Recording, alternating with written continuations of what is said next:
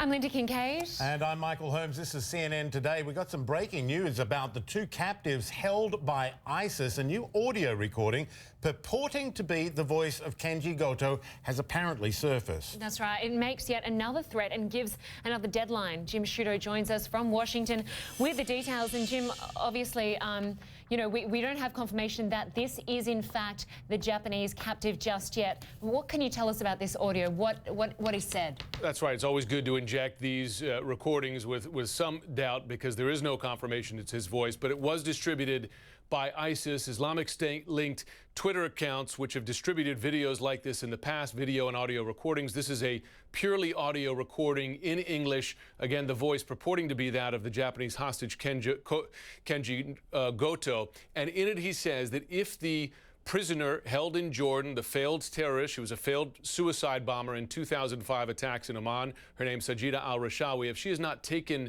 to the Turkish border with Syria by sunset tomorrow Mosul time, that's 5:30 p.m. in the evening, that's 9:30 a.m. in the morning Eastern time here in the U.S. If she's not taken the border by sunset tomorrow local time, then the Jordanian pilot currently held by ISIS, captured last month after his F-16 went down, that he, Miyad al-Jassasben, will be executed. So yet another ultimatum. You remember, this is not the first. There was another recording just 24 hours ago, more than 24 hours ago, saying that the hostages, including the Japanese hostage, would be killed within 24 hours if the exchange wasn't completed. And then last week, there was another one giving a 72-hour deadline that passed with at least one of those Japanese hostages, and it is believed, or hoped at least, that the Jordanian pilot has still survived. But the key here, Michael and Lynda, the Jordanian government have demanded proof of life for that Jordanian pilot, and as of several hours ago, they had not received that proof of life, and they have insisted that they will not complete any exchange, attempt any exchange until they have that proof of life. So this is quite a demand here, demanding that you bring the prisoner, this failed terrorist held in Jordan, to the Turkish border, sight unseen, really, right. Without any proof that that Jordanian pilot is still alive. Yet another challenge. I'm interested in your take on this. I'm wondering whether it passes the smell test in many ways, in terms of the fact it's a lot to ask in a short period of time. They don't mention the Japanese hostage, if it is him speaking, doesn't mention what's going to happen with him, whether he's part of this. And the other thing that I find curious about, it's a heck of a way to run a negotiation. One would imagine there's a lot of back-channel stuff going on now. Why some sort of public statement like this? I don't know. A lot of people might look at this and say it actually doesn't augur well for being genuine in terms of the intent. No question. I mean, think of the number of variables there have been multiple deadlines, some of which have been passed, and there have been differing demands. Remember, the initial demand, unconnected to the Jordanian pilot, was for the two Japanese hostages for $200 million from the Japanese government, and then it appears that one of those hostages was killed, one still alive, now tied to the Jordanian pilot with a new demand, the release of this woman, al-Rishawi, who was captured in 2005 after her suicide belt didn't go off. So you have lots of changing stories here, changing demands, changing deadlines, changing ransoms, really hard to keep track of.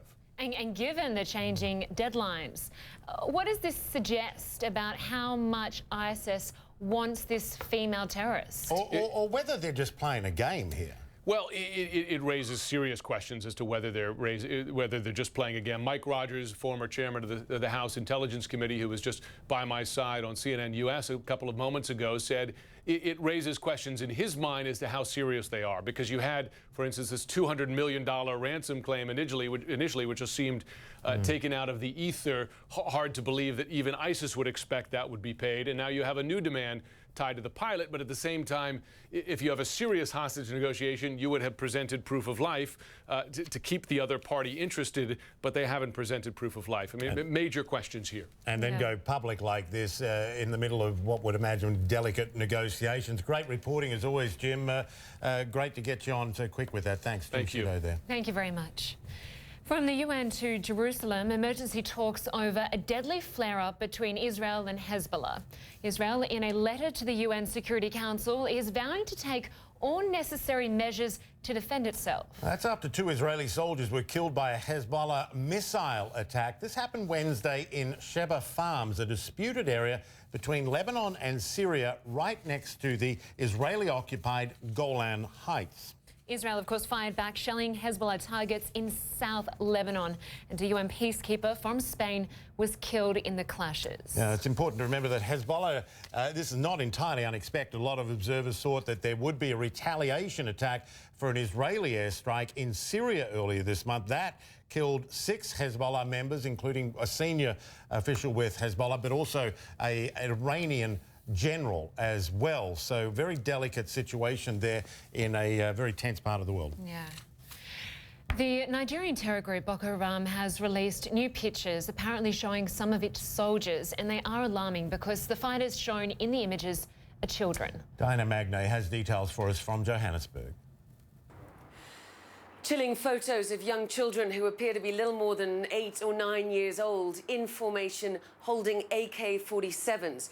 These photos appeared earlier in the week on Twitter, on a Twitter account which purports to be the official mouthpiece of Boko Haram. Intelligence sources tell us they have no reason to doubt the authenticity of the Twitter handle or of these photos, and it would appear to be consistent with Boko Haram's forcible recruitment and training of young children. Earlier this month in the city of Maiduguri, capital of Borno State, there was an incident when a girl thought to be as young as 10 years old was used by Boko Haram as a human bomb. It is quite possible that she was one of their hundreds of kidnapped children.